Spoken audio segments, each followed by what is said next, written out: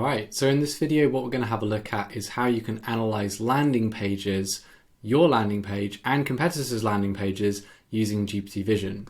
We're going to use something called Pyppeteer, which is a Pyppeteer port for Python. And this allows us to run Pyppeteer browsers and to execute some commands on some headless browsers. So there's a couple of different types of installations that we're running in. There's Pyppeteer Stealth, Pyppeteer, and we're also going to be using LangChain as well. We're also going to add in some user agents. Now, user agents are a way for us to potentially spoof to other websites and pretend that we're actually a real browser.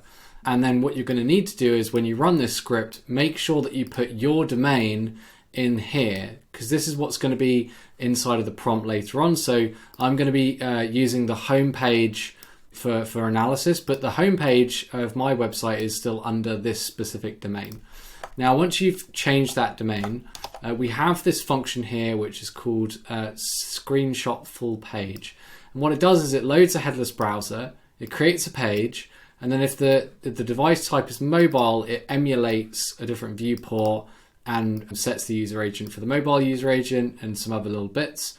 But if it's a desktop that's entered into this specific type of function as a parameter, then we set the viewport to be slightly larger, and we also emulate that the viewport should be that size, and also updating the user agent here.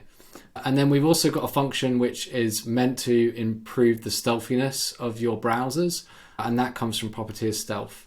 And then what we've got is a bit that says we're going to wait until the network is idle. And this means that if the browser is downloading resources after it's visited the page, then what's going to happen is you can specifically wait until all those resources are downloaded.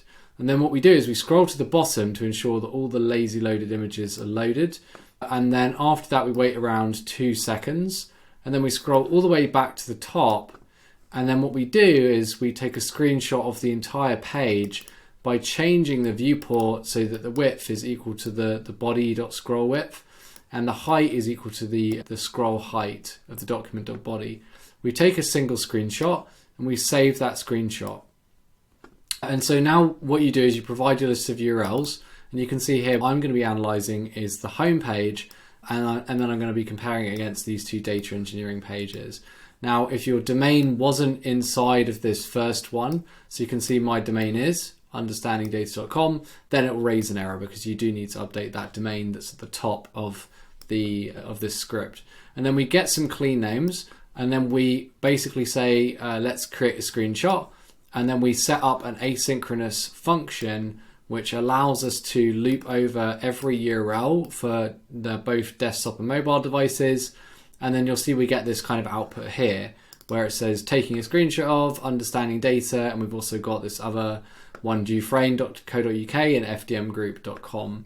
And then what we do is we then decide, okay, we've got all these individual screenshots, and I can show you a couple of examples of those. So this is the desktop, this is the mobile, this is the desktop for Dufresne, this is the mobile for Dufresne. It's quite large, as you can see. And then we've also got the desktop for FDM Group and the mobile for FDM Group.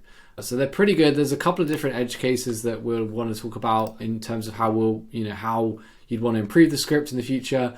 But for now, we'll say that these images are good enough.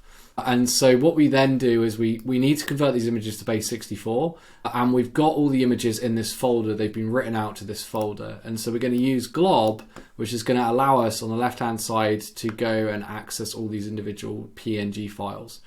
And so we basically go through and we'll go and get all the screenshot files, and we'll encode those into base 64 encoded images. And then after that, then we set up a LangChain pydantic model. And the idea behind this is that we want to not only get the vision model to respond to us, but we want the vision model to respond to us in a standardized way that we could include in an application. So this could be the back end of the application, and we could provide a standardized output by JSON.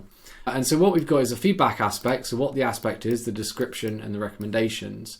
And then you've got a website URL, you've got some strengths, some areas for improvement, which are a list of feedback aspects. And then we've got some general feedback that's optional, and also some additional comments that's optional too. And so what happens is we then set up a kind of interesting approach where we say, act as a marketing user researcher, you receive a set of screenshots for my website, and there'll be some different websites. And then please provide brief analysis of the screenshots, and we must provide a JSON schema. And this is this output parser with the get format instructions allows us to convert the vision model's response to a standardized output. Now, the vision model doesn't currently support JSON mode, and it doesn't support function calling. So this is the only way that we can actually get JSON data out of GPT Vision at the moment. But you'll see what we do is we also then say a message saying, here's my website pages, and then we pretend to be the AI and say, thanks for providing your web pages in both desktop and mobile versions. Before analyzing them, I'll need to research the different websites to understand the competition. Can you please provide some information on the different websites? And then we provide it all of the ones that aren't our domain in that specific screenshot base64's dictionary. And so then we get a response from the vision model. And you can see the vision model gives us a range of strengths and some areas for improvement. And so that's basically what we've got at the moment. You've got this chat model, and that takes the prompt into the model, into the output parser. We invoke the chain, and then once we get that back, then you've got this Pydantic model. Now, I think just to talk on a couple of different edge cases that have propped up whilst making this, I think the next steps would be, can we automatically click on cookie banners? And can we also click on any pop-ups, banner ads? And can we also create an XY coordinate grid that will allow us to completely control the vision model? Because that's also going to be important from these two ones. What we're really trying to do is figure out, can we reliably generate XY coordinates to automate actions? The other way we could do cookies is by the pop-ups, is by specifically looking at all the HTML data and getting rid of any JavaScript and just looking at the pure DOM, and then asking ChatGPT, can you see any DOM elements that look worthy of being clicked on, pop-up elements? But I suspect that an XY coordinate grid will allow us to completely control the vision model and drive that to be a lot more autonomous in terms of interacting with the website and also clicking away banners before it takes screenshots.